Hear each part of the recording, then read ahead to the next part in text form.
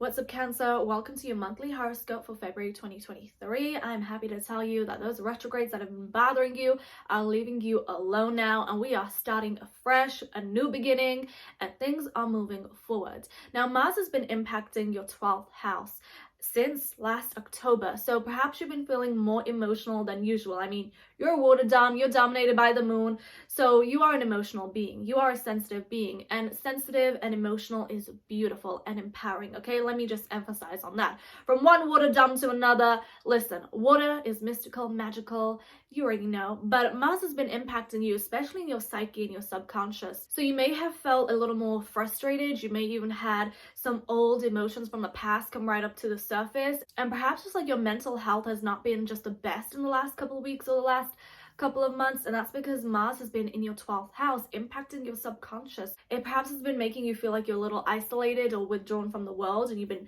focusing on those suppressed emotions. But now Mars is direct, so it's time to move forward. There was a lesson in that cycle, and the universe was helping you to reflect on what needs to be taken care of, what needs to be loved on, what needs to be released and healed. But now is the time to move forward. Now, Mercury has also been impacting you for the last couple of weeks, but it's now direct, and it's been impacting you when it comes to relationships and other people. Whatever Mercury in retrograde has taught you about your relationships or other people, it's time to apply those lessons and move forward. Uranus is also direct in your 11th house of friendships, social groups, hopes and visions for the future. So that area of your life is also now progressing and developing further. And we're starting off this month with the Sun in Aquarius shining in your 8th house of shared resources, intimacy, transformation. This is a time where you're perhaps focusing a lot on the deeper aspects of life, the things that people don't really want to discuss, but you are not afraid. You view that area of life with a very emotionally intelligent and logical point of view. February the 5th, we have the full moon in Leo impacting your 2nd house of money, finances, self-worth, and value. So during this time, you may feel some emotions come up to the surface regarding finances or your self-worth, how you view yourself, your self-value, and you may feel a little dramatic during this time, or you may even feel like you need a change. Something needs to shift because Uranus is in Taurus. So this is the time to really pay attention to all the emotions that are coming to the surface. What needs to be changed? What do you need to alchemize? What needs to be released?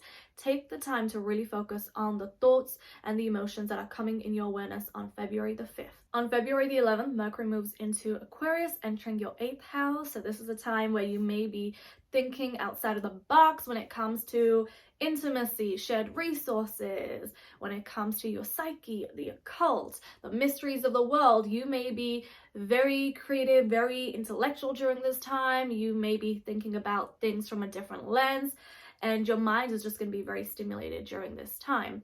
On February the 18th, the Sun moves into Pisces in your 9th house, and shortly after, on February the 20th, we have a new moon in Pisces in your 9th house. The 9th house rules over education, higher learning, studying. It rules over travel, long distance journeys, your philosophies, your beliefs. So this is a time to plant seeds. Do you want to travel somewhere? Is there somewhere that you've been desperately wanting to explore and visit? Well, this is the time to plant the seed. Create a vision board on all the places you want to visit.